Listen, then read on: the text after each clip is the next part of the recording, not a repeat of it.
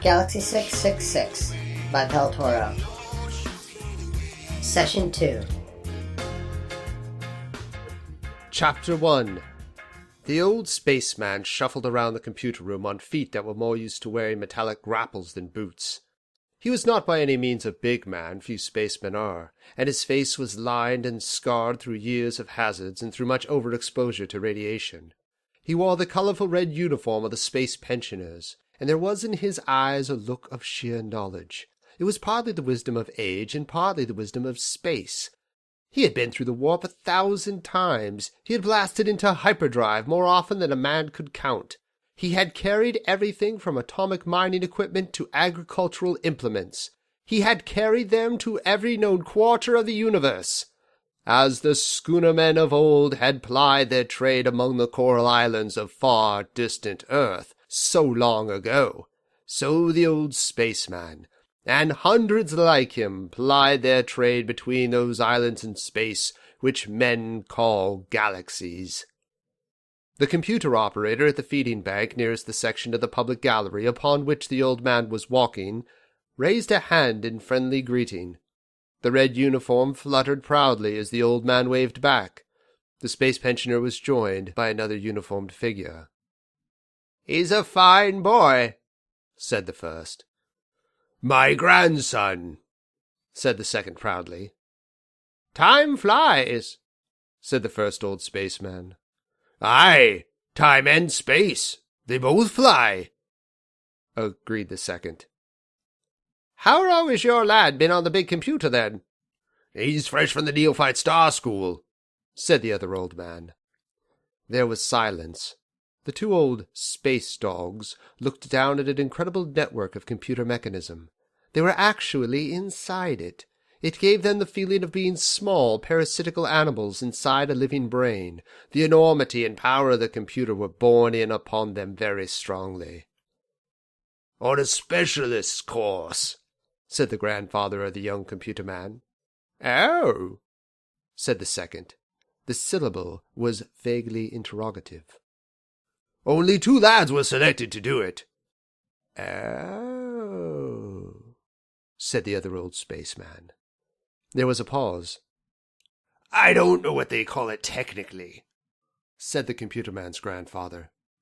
"But it has to do with, problem solving." "Oh," said his monosyllabic friend. "Problem solving, eh? I should have thought that was just a straightforward matter of intelligence." "Yes, but what is intelligence?" asked the other old spaceman. "The ability to solve problems, I suppose," answered his friend. The first old spaceman was nodding away over the rail. "There's enough problems to solve," he said. "Do you know what they're feeding in there now?" The other shook his head. "They're feeding in the data from Galaxy 666. The other old spaceman blanched suddenly. "I could do with an alco shot," he said. "So can I," agreed his companion. "There's a bar at the end of the gallery, you know," said the second. "I've got enough credits to see me through to next pension day, and a couple to spare. Are you coming?" "Well, I never say no. If we have the first one on you, the second one's on me."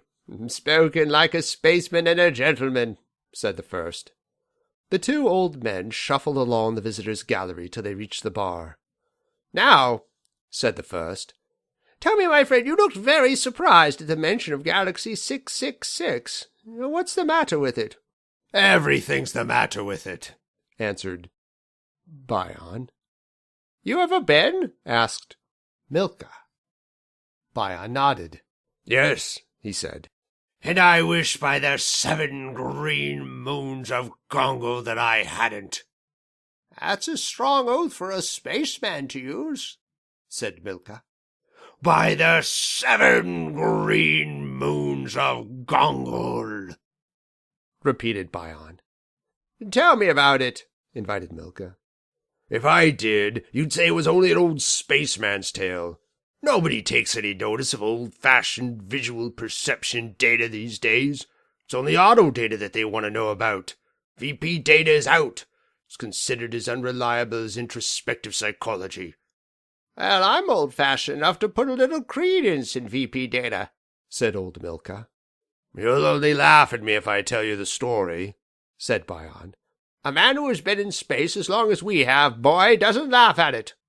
Only the gods can afford to laugh because they own it, and I don't suppose that even they find it very funny.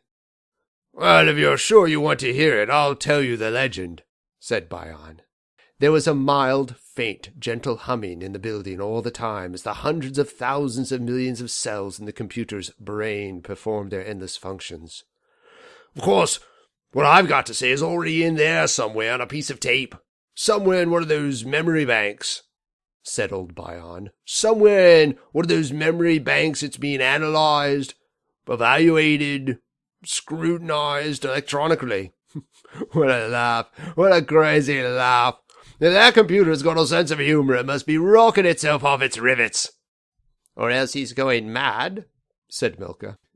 Tin brains don't go mad, answered Bion. Because they've never had one go mad yet, rejoined Milka.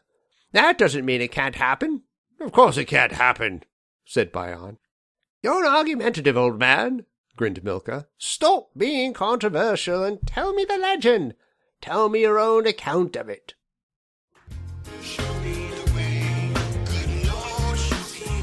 Here ends Session 2.